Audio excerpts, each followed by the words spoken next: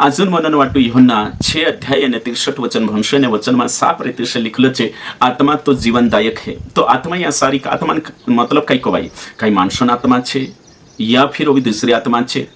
या पवित्र आत्मा है। ते आपण या सारी को अगर देखशो ते चार पतो चालशे यहाँ आत्मा तो जीवनदायक है उसका मतलब पवित्र आत्मा है। तो यहाँ आत्मा का मतलब है पवित्र आत्मा। अगर तुम इंग्लिश में देखशो ते कैपिटल एस रहे यानी कहीं द भी कैपिटल रहे तेरे साथ साथ अगर दूसरा भी यानी कहीं ट्रांसलेशन में भणशो ते भी तुम काजे पतो चलशे। तो यहाँ आत्मा है आत्मा जीवनदायक है मतलब पवित्र आत्मा है। पवित्र आत्मा लारे ही आत्मिक जीवन जोड़े यानी कहीं पवित्र आत्मा ही नया जन्म काजे यानी कहीं नया जन्म वाटू पवित्र आत्मा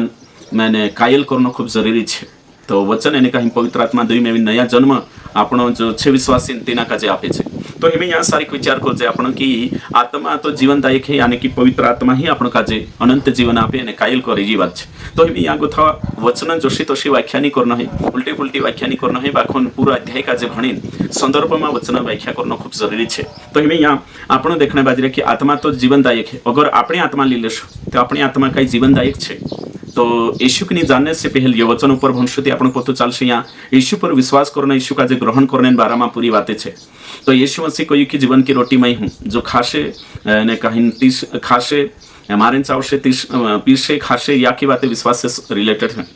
तो विश्वास से रिलेटेड है तो यहाँ को थापण का जो समझ में आवे कि यीशु मसीह कोई रही कि आत्मा जीवनदायक है शरीर से कुछ लाभ नहीं। तो ये शरीर बात नहीं है मतलब कि शारीरिक बातों से कुछ लाभ नहीं शरीर पर मन लगा शुद्धि का फायदो नहीं ये बातें। तो यहाँ सारी सांसारिक बातें लीन या धरती पर उदाहरण लीन आत्मिक सत्य यानी कहीं शिक्षा यीशु देखाड़े। तो हमें यहाँ सारी आत्मा जीवनदायक है मतलब कि पवित्र आत्मा बात हो रही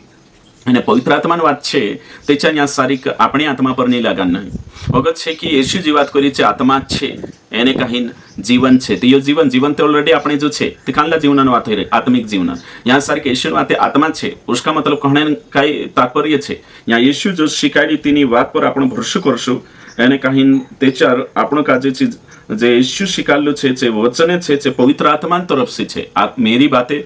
जो बातें यीशु कोई आत्मा है मतलब जो कई यीशु शिकायती जो आत्मा तरफ से है आत्मिक बातें भैया यहाँ सारी है। आपण म्हणजे दूसरा तीमुथियुस अध्याय 3 वचन 16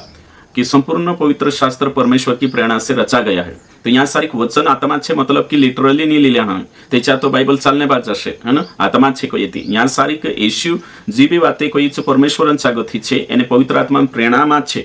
वर्ष है संपूर्ण वाद जो भी है बाइबल में जो पवित्र आत्मा प्रेरणा से लिखाई।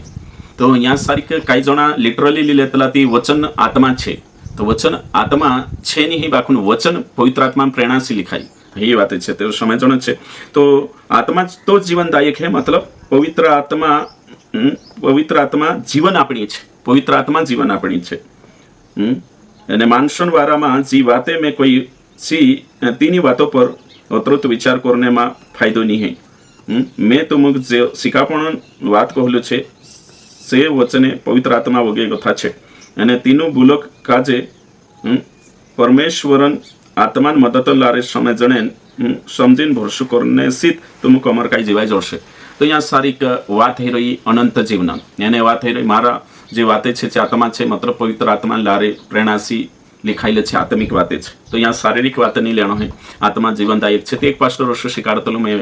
समयलू पछला कई दाहड़ा पहल शू कही कि आत्मा तो जीवनदायक है मतलब मानसो आत्मा ही मानसो काजे चलाड़े तेरे साथ साथ शरीर से कई फायदो नहीं मतलब बिना आत्मा शरीर मर जाए। तो ये तो छे बाकी यहाँ संदर्भ वर्ष नहीं कहिए नहीं कि आत्मा है ती